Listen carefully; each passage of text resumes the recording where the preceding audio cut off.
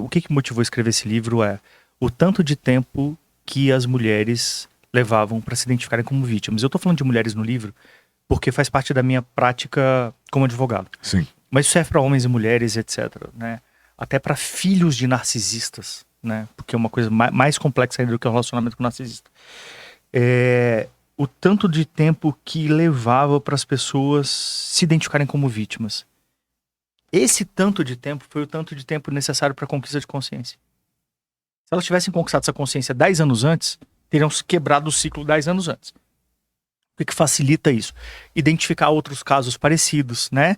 Identificar esses padrões, né, do que acontecem, saberem como é que é o ciclo do narcisismo. Mas mais do que isso, todas essas pessoas, todas as vítimas que eu divulguei, elas se sentiam desconfortáveis em alguns momentos. Tinha uma breve momentozinho que era do encantamento que o narcisista faz, mas tinha uma série de desconfortos. E no desconforto não agiam. Isso pra mim é bizarro, porque é o que a gente tá questionando desde quando. Se eu tô na zona de conforto e não quero me mexer, eu não vejo problema nenhum nisso. Você tá escolhendo não crescer, e vou te dar um exemplo depois da lagosta, que eu acho que é super legal, que eu vi um rabino falando. Mas, se você tá num lugar desconfortável e não sai dele, o que você tá fazendo na sua vida? Né? Ou seja, o sinal de desconforto, ele é fundamental pra gente entender que tem um processo acontecendo que a gente precisa se mexer. Em qualquer aspecto da vida, inclusive na relação, sim. Tem um rabino, eu não tenho o nome dele aqui agora, que ele dá um exemplo super legal. A lagosta é um animal exoesqueleto. Ela começa lá, uma lagostinha pequenininha, etc e tal, não sei o que, papá. E uma hora ela começa a crescer e ela começa a não caber dentro da casca dela.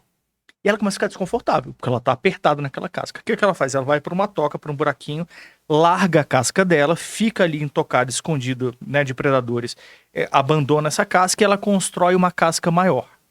O que fez ela fazer isso? O desconforto de se sentir apertado na casca. Aí ela começa crescendo, etc e tal, a mesma coisa acontece de novo. Ela se sente apertada naquela casca, vai para um cantinho, larga a casca e constrói uma casca maior e fica confortável. Tantas vezes necessárias quanto ela cresça, até ela atingir o tamanho máximo dela.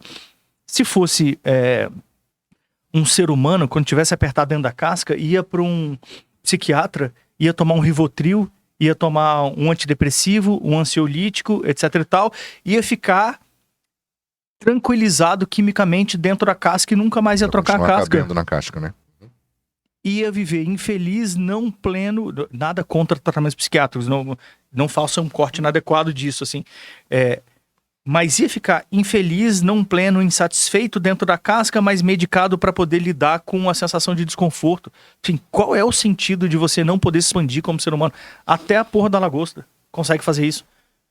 Por que a gente não consegue?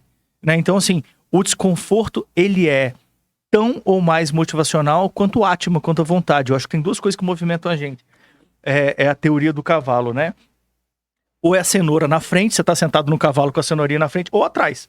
Então, assim, ou você vai andar pelo desconforto, que tá te motivando, ou pela vontade, pelo desejo, pela ambição, pela esperança, pela vontade de mudar.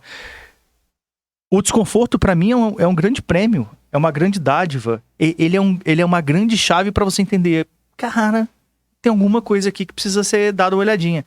Você tá andando no seu carro, tá tudo bem lá. Tá tudo certo, biriri, parará. Você vai parar pra ficar preocupado? Será que tem uma coisa aqui no carro? Não, tá tudo funcionando. Aí começa um barulhozinho de uma correia. Ou começa um trimelique de alguma coisa lá. Aí você vai parar pra olhar. Por quê? Tem um desconforto ali.